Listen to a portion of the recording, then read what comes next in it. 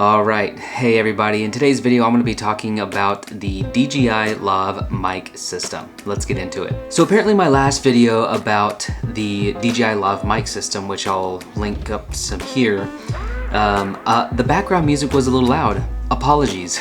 Sorry for doing that, and I have promised you guys that I will remake this video, and this way I'm going to remake it and do a little bit better job as well. One, with the background music, so let's cut the background music now. And now the background music is cut out completely, let's talk about some of the things that I have learned by using the DJI LAV Mic System in some of my video shoots. One, I'm going to be using a Rode lavalier mic system, which I want to be holding here because I actually lost the little clip that goes onto your clothes. So that's my fault. I'm gonna have to buy either another one or find another clip for that, but I'm gonna be holding that. Secondly, I'm gonna be using another microphone that's gonna be clipped on my shirt right here, right on my shirt collar. And then thirdly, the other audio is gonna be coming from my Sony ECM GM1 or something like that, vlog microphone. This is the microphone that I use for all of my videos.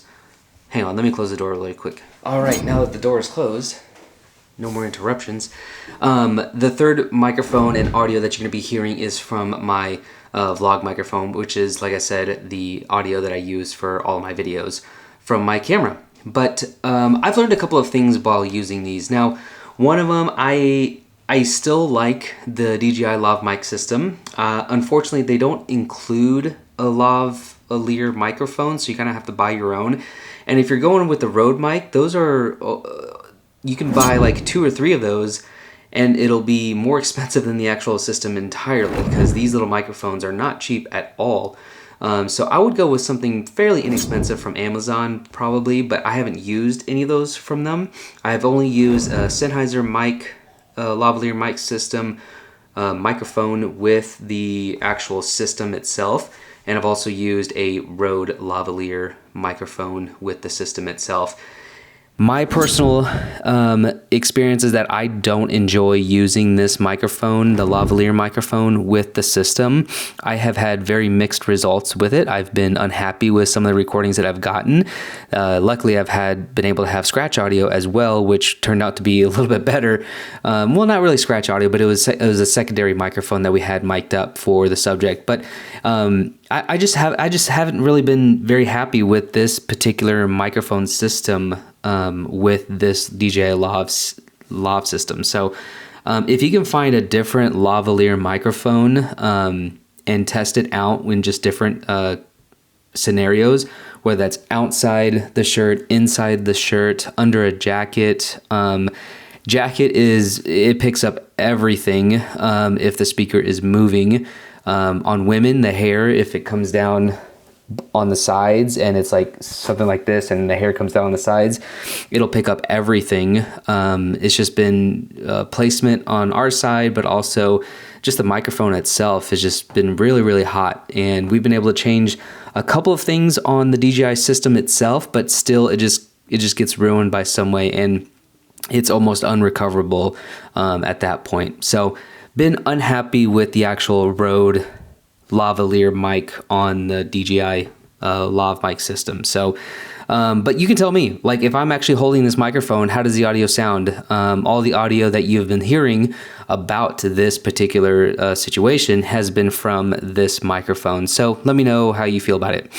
Secondly, the individual mic system here, I actually really enjoy using the system itself. So DJI has a really great system.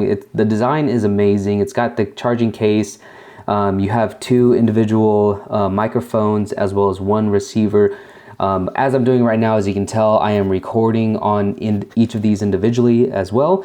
So that is really nice that I can just record excuse me, that you can record from them individually and you don't have to record to a camera because, like I said, my third audio source is from my camera's microphone or my vlog microphone.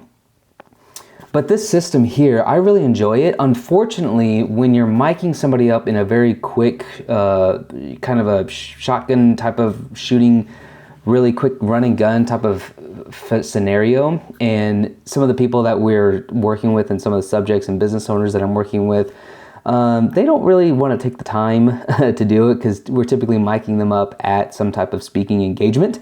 And so they're on a schedule. The entire event is on a schedule. So it's just really tough to get time to really mic up properly. And so we end up using this sometimes, and if it's on the shirt, it gets a little heavy, and it either goes this way, which tends to ruin the microphone, as you can probably hear from it now. And it tends to close in like that, and then the audio is almost ruined. You let me hear, I don't know, I'll check it out in post, but it's most likely gonna be ruined just by doing that. Sometimes it'll go out, and then it just doesn't look good because it looks like the actual shirt collar of the speaker is really just not professional. It just doesn't really look nice like that. So I've had mixed experiences with this. The sound coming from it when it's placed just perfectly and it does not move at all has been amazing. But unfortunately that doesn't happen all the time throughout the entire recording. So that's just been my experience. And thirdly, I just want to give an audio test for this. I talked about this microphone a couple of months ago in just a vlog, I believe. But this is by far my favorite microphone that I love using. It is a very small, less than 2 inches long. Like it is an amazing microphone. And I've never had peaking situations because it's a hot shoe microphone. It plugs right into the Sony's multi-interface shoe. And it works very well.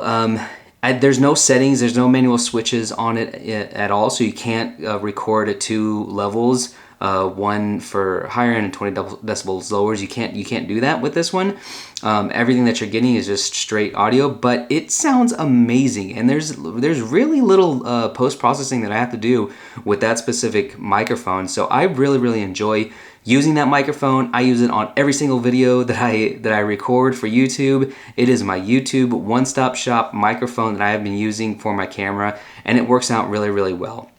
And then, lastly, the actual receiver for the DJI LAV system.